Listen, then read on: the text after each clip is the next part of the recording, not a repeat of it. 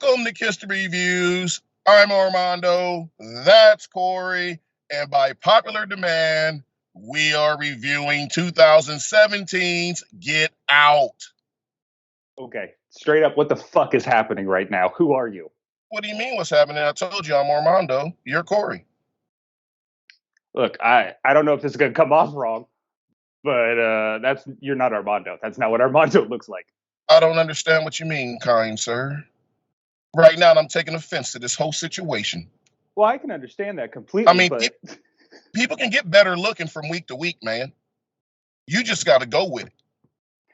I agree with that, but typically they don't change full races. So, again, are you Armando? What is happening? Listen, I had the surgery. You know the surgery from Get Out. Oh, Jesus. God. This is how What do you people think? get... Nope, we're not getting canceled. I'm not getting canceled. Oh, man, hold up. Wait, where am I?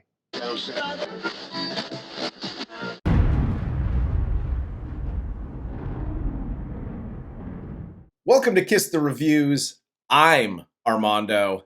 That's Corey. And today we're doing 2017's Get Out. First of all, I want to thank Lou Willard for those that have been, fans or viewers of the show that don't know who Lou is, because this was his debut performance on the show. Lou and I also do. So if you're interested in sports, we do a Miami Dolphins show. We do a Pittsburgh Steelers show. Picks. It's called Gas Up the Pacer. You can take a look and go and check that out if you like that. But Lou and I have been doing that for years, and I just want to thank him for coming in. And although he was kind of a diva actor, I mean, the demands were high. Look, you. Everybody comes with a price, and this motherfucker's price was grapes and Gouda and spring water and a trailer for a 30-second bit. By the way, thanks for the grapes, cheese, and the Grey Goose too. I appreciate that shit. Oh, know we take care of our talent. A+ talent deserves A+ treatment. We love Lou here. We hope you guys loved Lou, and let's get into 2017's Get Out, the Jordan Peele joint. So this movie is just, I watched this movie in the theater, and this is one of those movies where I've maybe seen it 2 more times since then. Yeah. And every single time I not only catch something new, but I also am astounded and appalled at what this movie actually is. It's just like, Jesus fucking Christ. I noticed a lot more Easter eggs this time around. There's, like shout outs to The Shining. There's a couple of little horror shout outs along this. And it really seemed to me like if you take the drama and the horror out of it, this was a really long Key and Peele skit. Just the concept by itself has the potential of not only being a horror film, but also being a hilarious comedy bit. Yeah, I'm pretty sure Steve Martin and Lily Tomlin did a comedy like this, where it was basically like her brain with a voice and Steve Martin. Yeah. Or he was trying to find a body for it. Yes. But yeah, this movie, obviously, has it aged well? It's been 4 years or 5 years. Yeah. This movie was great when I saw it for the very first time. Like you said, you catch new things every single time you watch it. And I've probably watched this movie 6 times. It's almost a once a year thing. Yeah. For me. It's that good. So, but let's get into the cast of Get Out. And before we do, if you want to follow me or Corey on Twitter, you can follow me at Junior D's. You can follow Corey at Idle Poncho. And here's the cast of Get Out. This film stars Daniel Kaluuya as Chris Washington, Allison Williams as Rose Armitage, Bradley Whitford as Dean Armitage, Kathleen Keener as Missy Armitage, Caleb Landry Jones as Jeremy Armitage or Meth Mouth, Marcus Henderson as Walter, Betty Gabriel as Georgina, and Lil Rel Howery as Rod Williams. And a big shout out, even though it was a small role, to Lakeith Stanfield from Atlanta. Yes. And been in a ton of other shit that we've talked about on this show before. He's fantastic. I didn't realize, since he's blown up, I didn't realize that was him in this role. So when he's walking down the street at the very opening of the movie, and I just heard his voice being like, nope, not doing this shit, fucking suburbs. I was like, yo, I know who you are. The opening to this is really great. I'll say that, because in all these horror movies, you get into these situations, and I'm sure we'll do some PSAs through this, because you get into situations like, no, I'm out. Like, you're so stupid. But in the movie opens with him walking through the suburban neighborhood at night. He seems to be lost. He's on the phone, and sports car pulls up, and he immediately said, there's no wasting time. He immediately says, fuck this. We're about to go the other way. I can't. Not today. It was beautiful because Jordan Peele takes that like trope away. Yep. Like, he gives it to you, and then he pulls it back and goes, nope, this guy's turning around and walking away.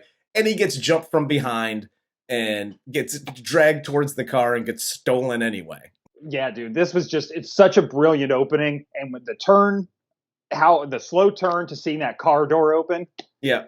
And you're just immediately like, oh, fuck, man. Like, you just know it's not good. And then after this, we then see Rose and Chris at Chris's apartment. They're getting ready to go away for the weekend. They're going to meet her parents. And Rose and Chris are discussing this upcoming meeting. And she explains that she didn't tell them that Chris is black, but they're very progressive, but they might say some dumb shit at times. Hi, kids. Uncle Corey here. If you are dating a person of another race, inform your family when you are getting ready to meet them. It doesn't make you or them racist or anything else.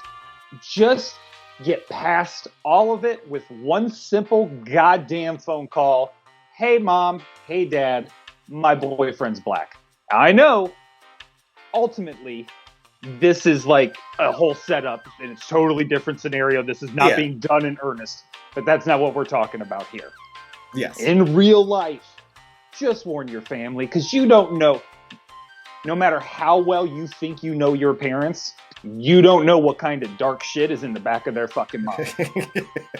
And you don't want to know what kind of shit's in the back of their mind. It's being kept there for a reason. Just give them the preamble. Hey, this is about to happen.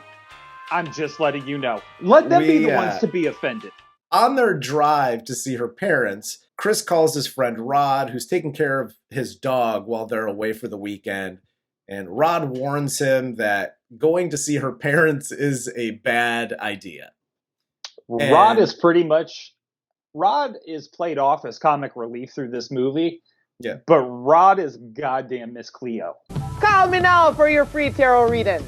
He's calling the shot every fucking time. Outside of the sex slave part. Yes. He's calling that shot. And I mean, essentially, you kind of are a sex slave because you're being forced to fuck these old people. So after the conversation, they hit a deer that darts out in front of the car. They pull over. Chris checks out the dead deer, and a cop shows up. He asks for Chris's ID, which pisses Rose off because he wasn't driving. And the cop finally leaves, and they get to her parents' house. This demonstrates the brilliance here in the writing and even the directing done by everybody involved here. I don't know if Jordan just wrote this by himself or not. He's listed as the only writer. Okay, so then this demonstrates the brilliance of Jordan Peele. Yes, is this scene with the cop, because Rose seems like she's down, she's woke. You know, like you are immediately on her side just because she does the right thing. Mm-hmm. Whereas her real intent is, She doesn't want any record of Chris being up there with her. Yes. She wants that as limited as fucking possible. It has nothing to do with the cop being racist, not racist, whatever. They don't want him, the cop, taking that ID and running it through the system. Yes. Yep. Fucking, no, absolutely. Fucking brilliant. Yes. And even more brilliant, because again, we don't do any research. But I did watch an interview with Jordan Peele on this, and he voiced the deer dying. Like, that was him. Yeah. In this. And he also voiced the a mind is a terrible thing to waste on the TV, like when I think it was when Rod's watching TV. Oh, no shit. Yeah, so he did. Those were his 2 appearances in the movie. They get to Rose's parents' house, and her parents act like they've never been around a black person ever before. They walk up the steps, and he's like, "My man," and her dad then shows Chris around the house, and there are red flags everywhere here, everywhere, immediately. They're so well hidden because it looks like Bradley Whitford, especially, who I fucking love as a person, as an actor, across the board. Yeah. That's my guy. However, the red flags he's throwing up here, like, it seems like he's overcompensating for the fact that Chris is black. I would have voted for Obama for a 3rd term if I could. Best president in my lifetime, hands down. It seems like he's overcompensating. And really, he's just super fucking excited because they got their candidate. Yes, exactly.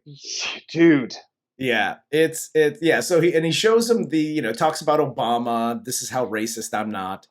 And he shows Chris the picture of his father and Jesse Owens. He explains that his dad ran track, was beaten by Jesse Owens to qualify for the Olympics.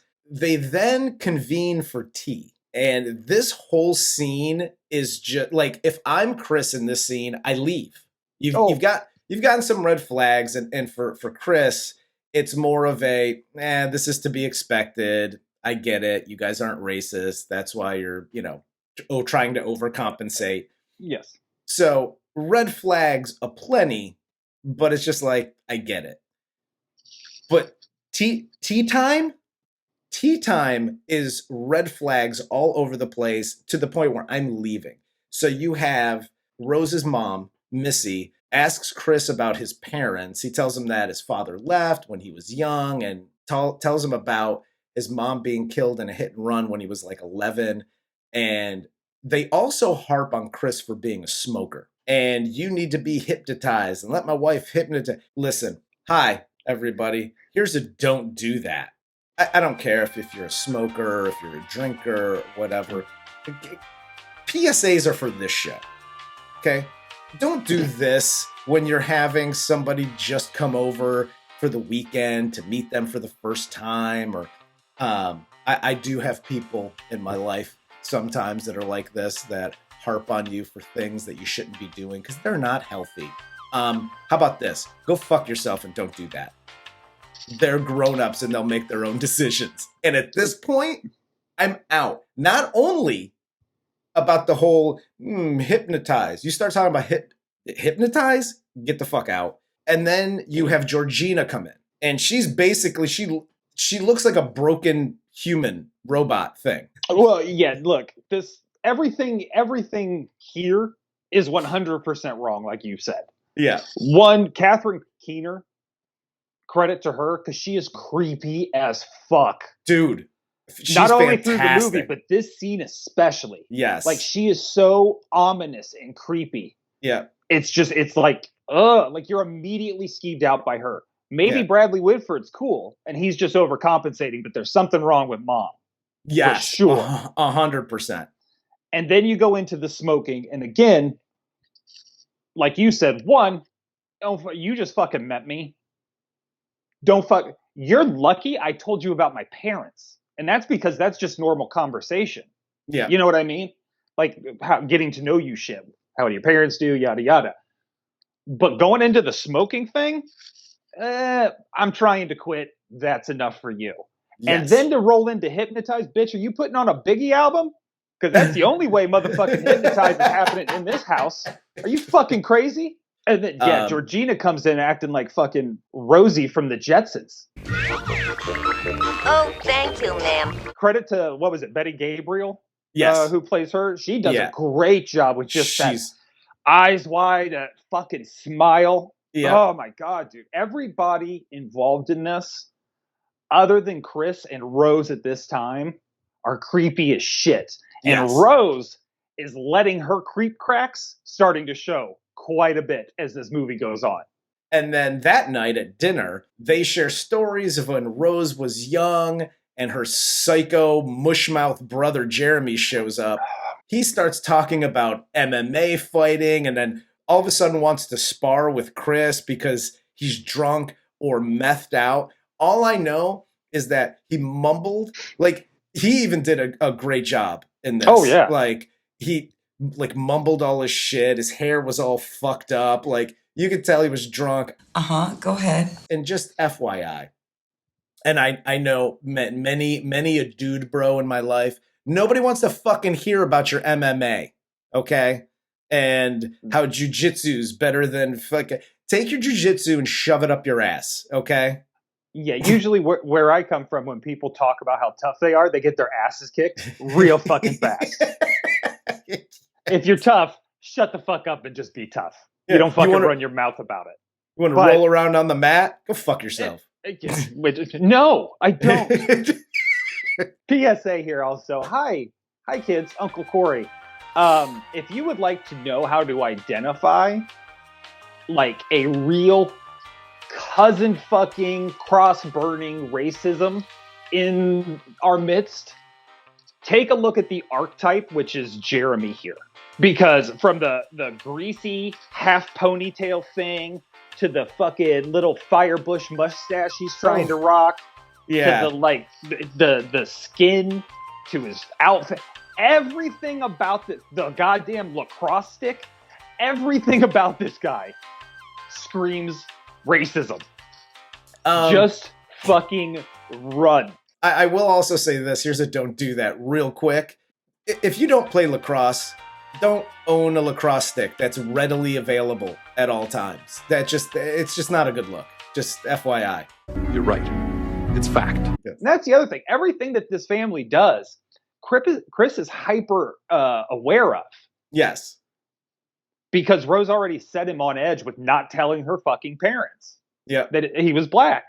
So he's already on edge and he's catching all this shit, like the brother's being creepy, the mom's fucking stirring the tea constantly like that in the same fucking way. Georgina's weird. Yes. Walter's fucking weird. Everybody through this thing that Chris is interacting with is fucking weird. Yes. And again, not in a like white people stuff. Yeah. No, this is weird. This is like House of a Thousand Corpses weird. But just in a rich suburban neighborhood setting. Like at least they in just a house don't have of 1,000, skin lamps. Yeah, I was gonna say, at least in a House of a Thousand Corpses, they kill you. This, they keep you as a fucking zombie. Yes. With half of your personality stuck in this thing called the sunken place. Are you out of your fucking mind? So, in the middle of the night, Chris wakes up. He goes outside to have a cigarette. And you have Walter, the creepy groundskeeper, doing fucking wind sprints in the backyard. And crazy eyes Georgina looking at a reflection in the window. Okay, red flags are one thing.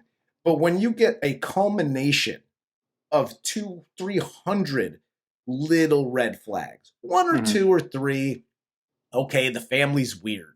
When you get this many, and now you got the groundskeeper at 3 a.m. doing fucking wind sprints in his fucking Carhartts, like, stop it. I'm out. Check out. I ain't even telling my girlfriend. I'm calling an Uber. I'm calling an Uber, and I'm just waiting at the entrance to the driveway. Yeah, the 55 acres down the fucking road. Yes. Well, who am I kidding? It's the fucking Armitage. That's 40 acres. That's clearly a 40-acre stretch of land. He goes inside, and you get Missy here sitting in the dark, scaring the shit out of me and Chris. And she convinces him to sit down and talk. There's more smoking PSAs, and now it's getting aggressive. She then starts to bring up his mother. The minute you say some shit about my mom, I'm like, What you say about my mama? listen, you don't know anything about my background. You asked about my background. I told you, my dad left when I was a kid. My mom got hit in a hit and run. The minute you bring up my mom after that conversation again, I will punch you in the fucking throat and I'm out the door. Yeah, because this is how I would break this all down, right?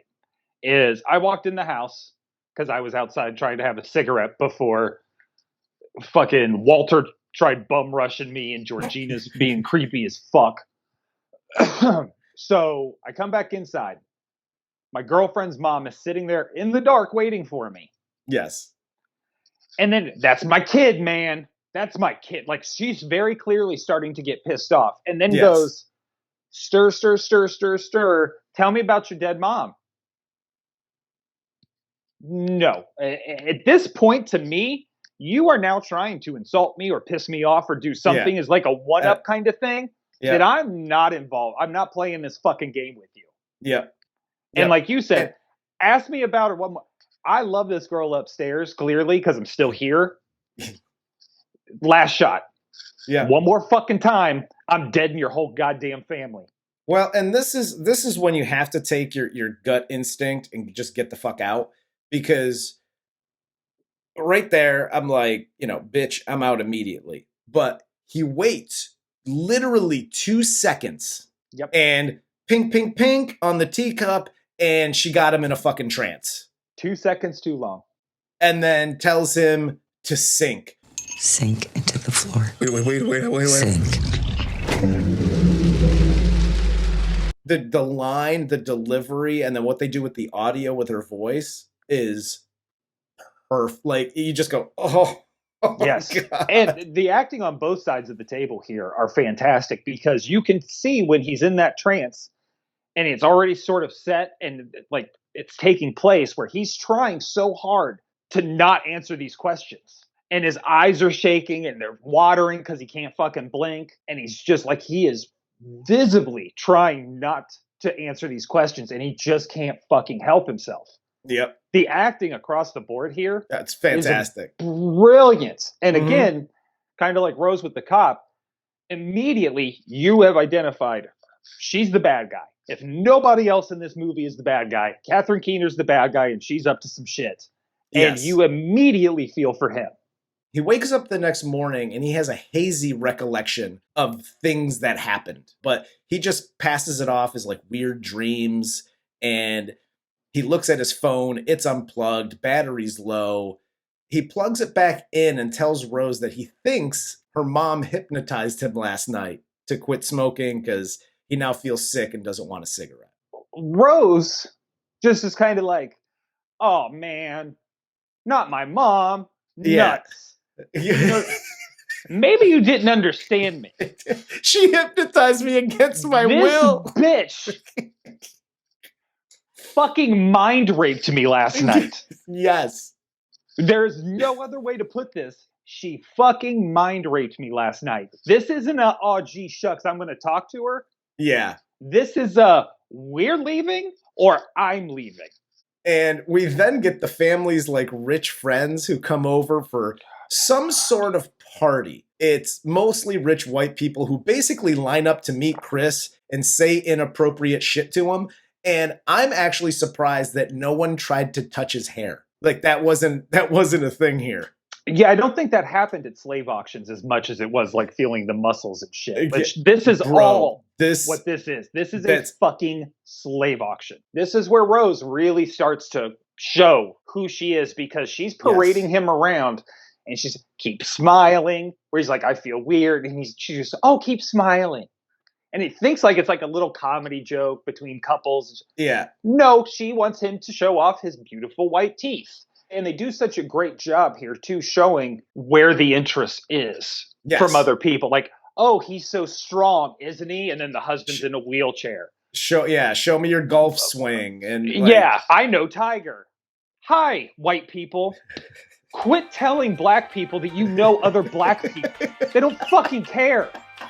It's not important. Doesn't matter. Whether it's Obama, Tiger, your fucking neighbor, your best friend, it doesn't fucking matter. Stop doing that shit. Yeah. Anyway, back to the show. So they're doing the Tiger thing. They did the strength thing. Then you had the one fat dude who's like, oh, black is fashionable. Black is in fashion. If you're comfortable enough to say that out loud to a black person, as that black person, again, I'm out. Yeah. Done. And if that doesn't make you check out, the white lady asking about his cock is oh my God. That's when I'm like, no, thank you. I'm good. Is it true? Is it better? Wow. And Rose is again playing all of this off like it's just like, oh, they're horrible, and you know, they're just misunderstanding, you know, what it means to be black and all. Bitch, fuck you. You are either outraged or you're a fucking piece of shit like the rest of these people are. Chris here then meets Logan, and you get more crazy Georgina and Walter vibes from this dude. There's another red flag. Get the fuck out. Okay, we obviously don't know here yet in the movie, if you're watching it for the first time, that there's like surgeries going on and there's, you know, swapping out bodies and yada yada. But if you see this Chicken George bullshit at a fucking party, just get the fuck out. Because whether they're transplanting somebody else's brain into yours or they just expect you to act like that, this is no place for you to be. This is the third black person you have seen. Yes. That is, and I'm not saying like, oh, black people act like this. I'm just saying this is the third black person you've seen where they're not right. Yes. Clearly something is very wrong with these three people. And it's just like, whatever it is, I don't need to be the fourth. Because all the white people are normal as fuck. Yeah, they all seem like they got hit in the head with a bat. Yeah, that's what I was getting. Like, they got lobotomized. Yes, which is essentially what has happened. He then meets Jim Hudson, a famous art photography dealer who seems to be the most normal out of everyone. And him and Chris talk photography and about Chris's like keen photography eye and that kind of thing. And he seems the most normal, and he's blind, and they talk about that for a bit. Which almost makes him more scary. Looking back, like when you first see it, you're like, oh, like thank God there's one fucking person at this horror show of a goddamn party. And that's how Chris takes it. Just treats him like a human being. Yes. and yeah, exactly. Chris is endeared to him. They sit down, they're having this conversation. They're both in art. And you kind of get that sense of relief. Like, okay, he's blind as fuck, but he's on our side.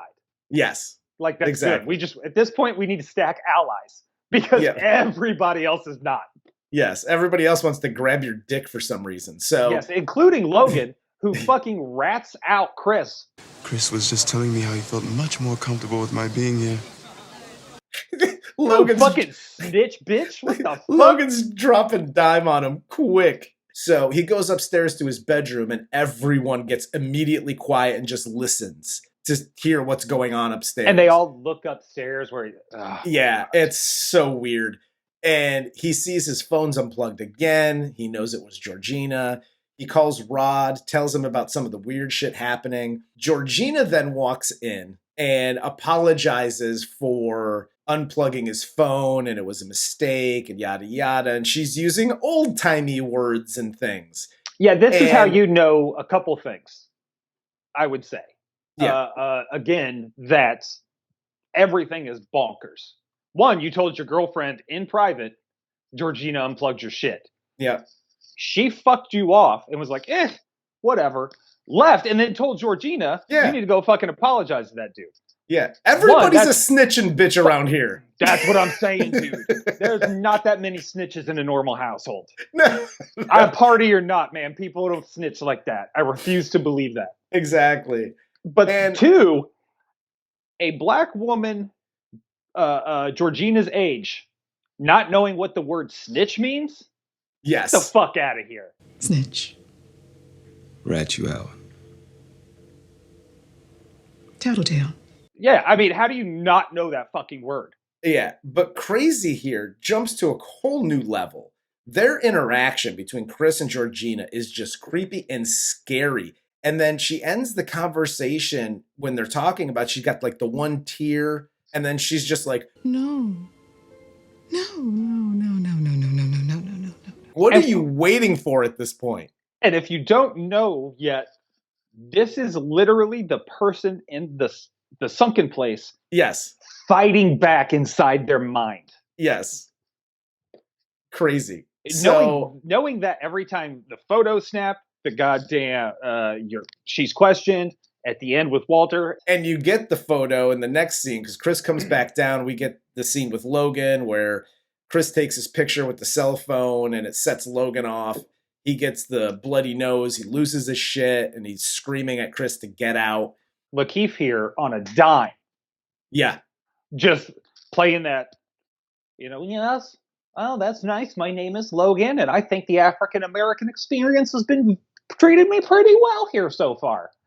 Photo, get the fuck out! Like on a dime, bro. He changed. That was amazing acting because it was so good. And again, watching this for the first time, you don't know what's happening. Yes. You have zero idea what's happening.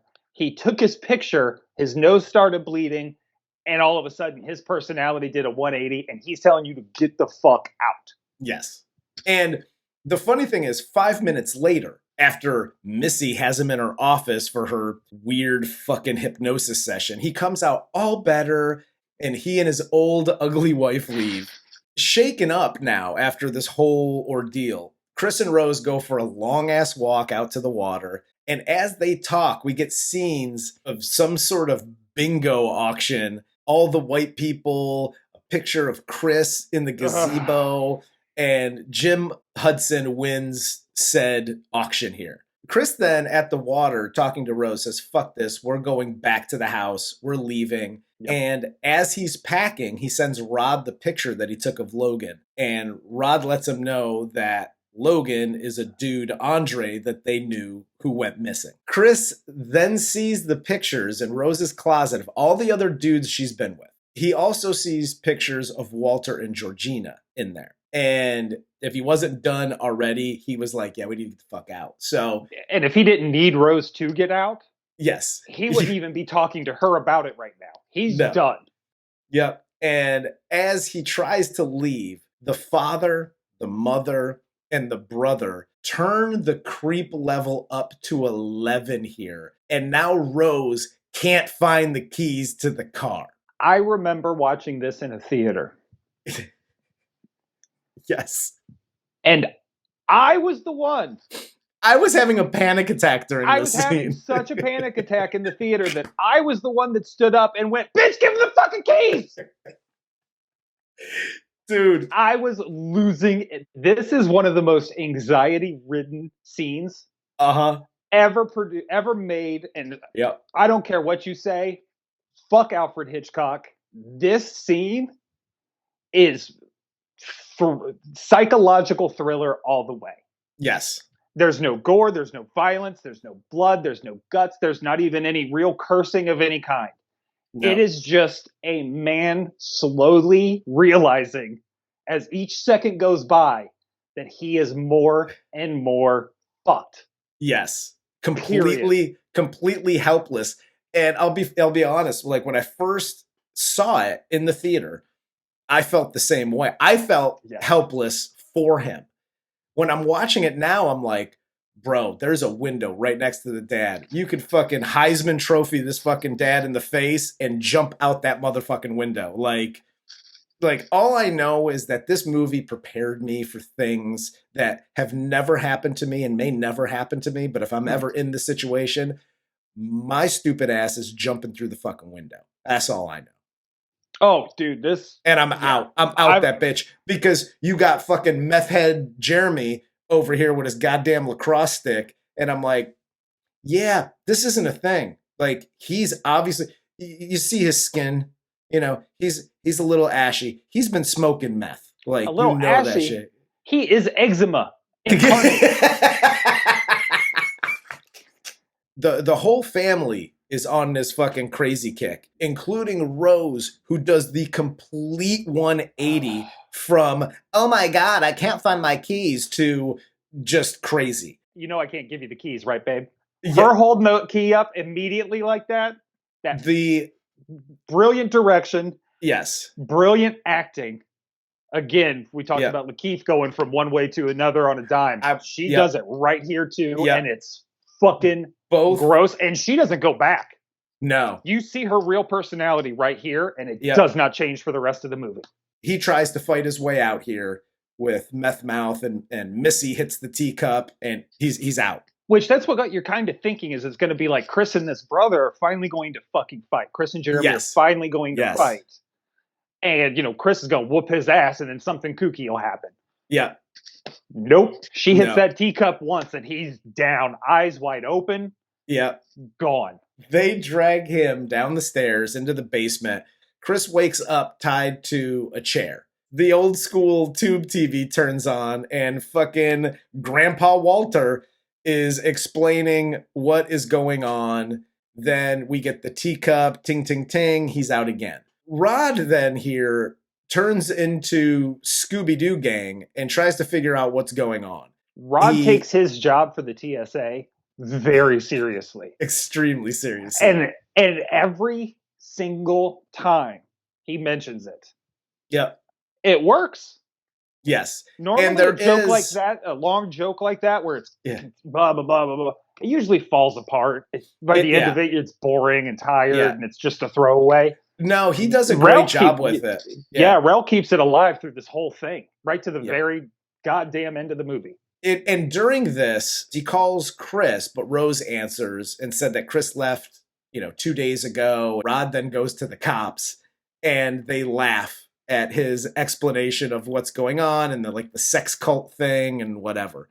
Cut back to Chris waking up, and then the TV turns on again. This time it's Jim Hudson explaining everything in detail that's about to happen with this procedure. Yeah, and you got the nerdy science idea of it. This is what we do, and neurons and brains and personalities and da da da da. Yeah. And then you get Stephen Root coming in. Which, by the way, can we just say what a great job he did as well? Because that's fucking Milton from Office Space, dude. Yes. And he's playing this role fantastically. Yes. So, way to go, Stephen Root. But his kind of Laban explanation catches the rest of us up. Yes. Who aren't fucking neurosurgeons to what is actually about to happen. Exactly. And dude, it's so fucking brutal. Even him Chris using his fingernails on the chair. Oh yeah, as that nervous tick. Yeah, everything about this movie that Jordan put in just to kind of fuck with one of your senses. Yes, was amazing. This is like a ASMR video. Yeah, totally. So Chris then uses cotton from the arm of the chair to stuff into his ears, so he doesn't hear the teacup. And no, that was not an accident that he used cotton in his ears to save him from everybody on the plantation. Exactly.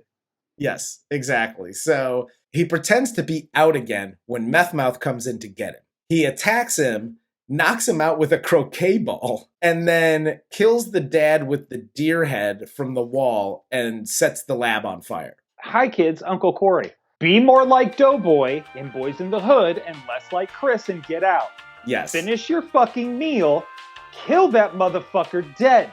Make sure. You hit him twice. A third time ain't gonna hurt nobody.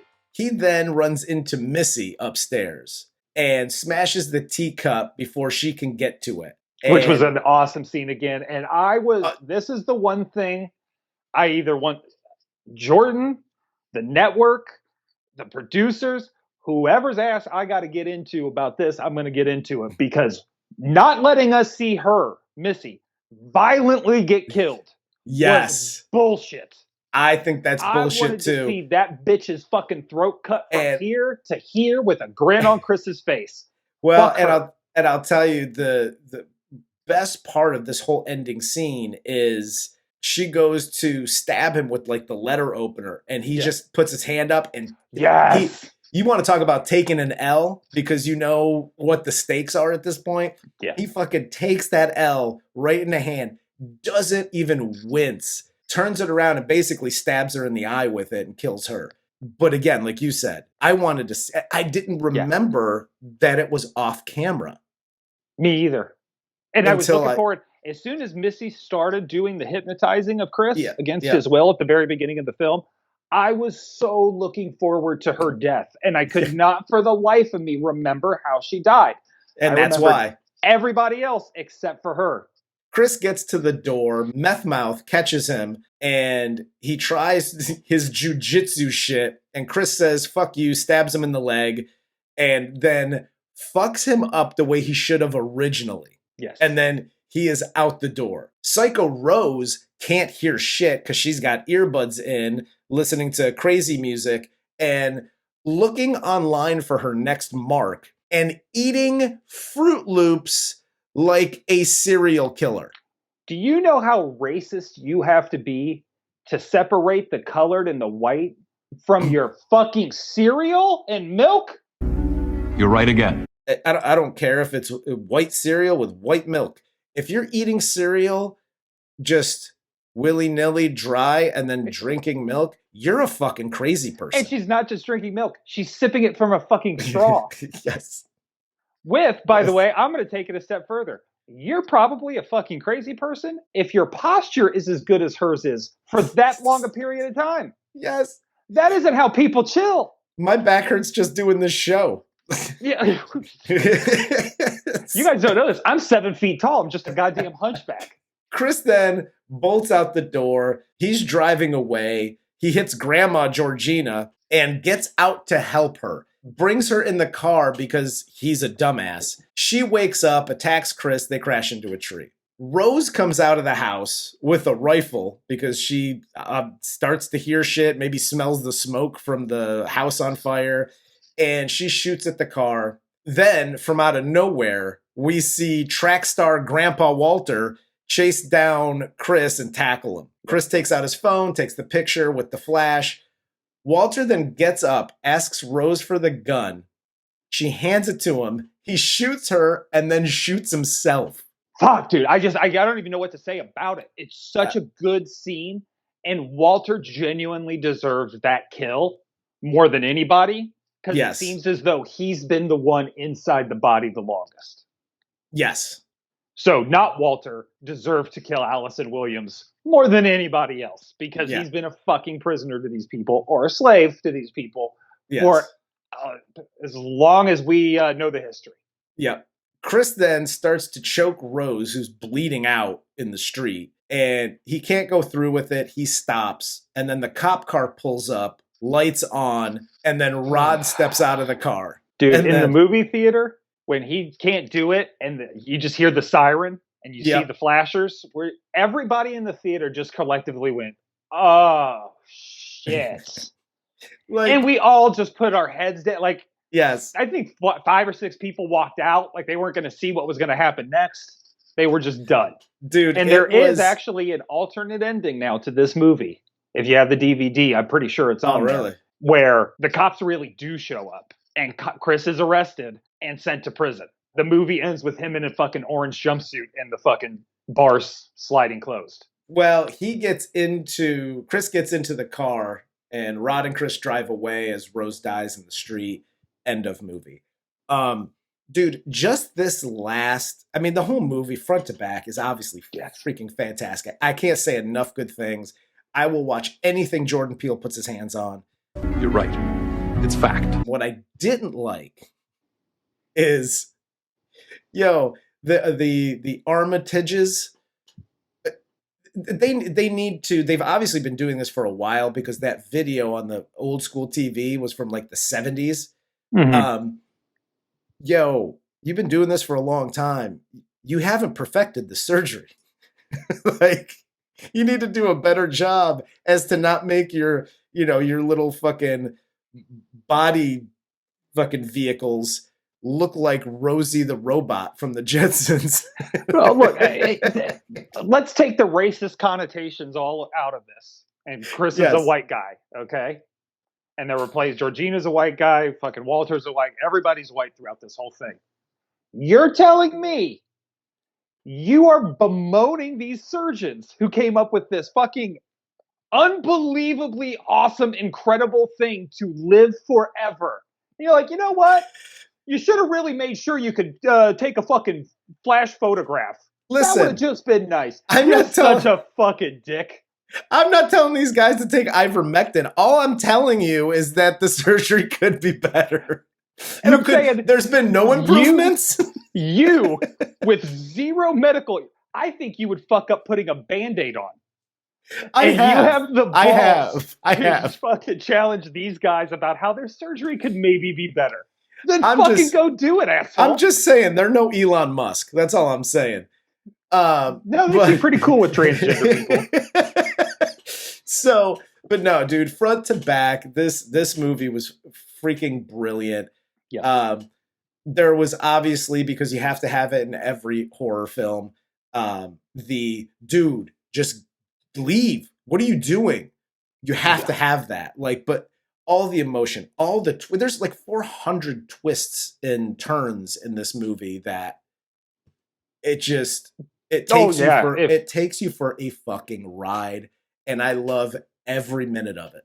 If the measure of a piece of art is the emotional response you have to it, if whatever emotions it brings out to you, that's how great of a piece of art it is. Yeah. This is one of the greatest pieces of art ever because I felt it all. Yeah. All of it.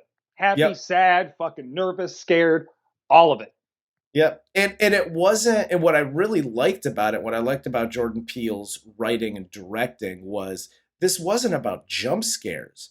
This was a psychological thriller horror flick that normally in horror movies, when you feel like panic or you're like, it's a jump scare and you're like, oh my God, I'm scared.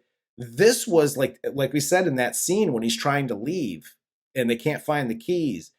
I had a fucking panic attack. Yeah. It's a little bit less now that I know what happens, but I still have that fucking feeling every time I watch that scene. Oh yeah, I hate this. Like, honestly, like I love this movie, but there's a reason I don't watch it. And it's because I got enough anxiety just moving through life on my own. Yep. Are you shitting me? This is like going to make me fucking spaz out. Yeah, exactly. No, this is just, it's a fantastic movie. If you want to see more from Jordan Peele, I highly, highly recommend The Twilight Zone on Paramount Plus. Yep. He started that back up. There's 2 seasons of it that have been done. Phenomenal. And it's just more of this. Just more great horror across the board. Daniel, is it Kaluuya or Kaluuya? Kaluuya. Okay. Him and Lakeith Stanfield, both in Judas and the Black Messiah. Phenomenal movie. Highly, I cannot recommend that enough if you haven't seen it. Yeah. And then, of course, Bradley Whitford, fucking West Wing, Catherine Kinnear, 40-Year-Old Virgin. It goes. Yeah.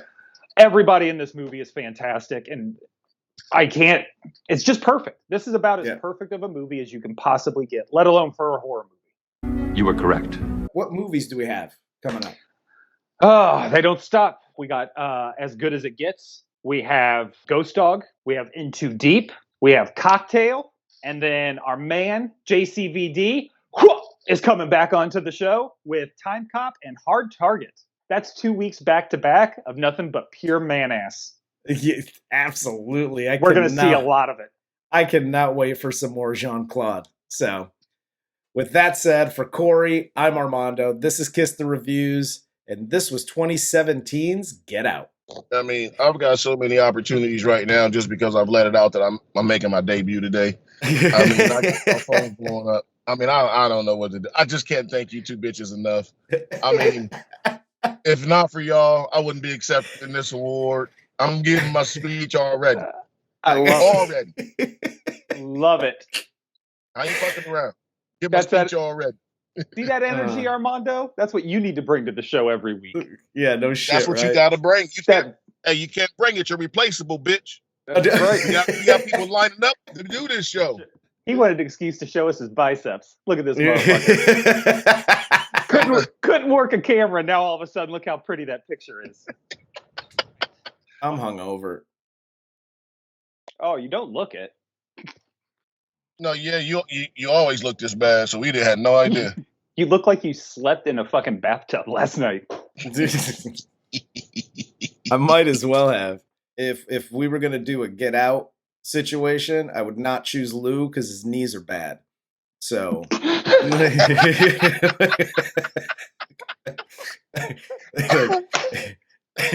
used to be bad, now they're just non-existent.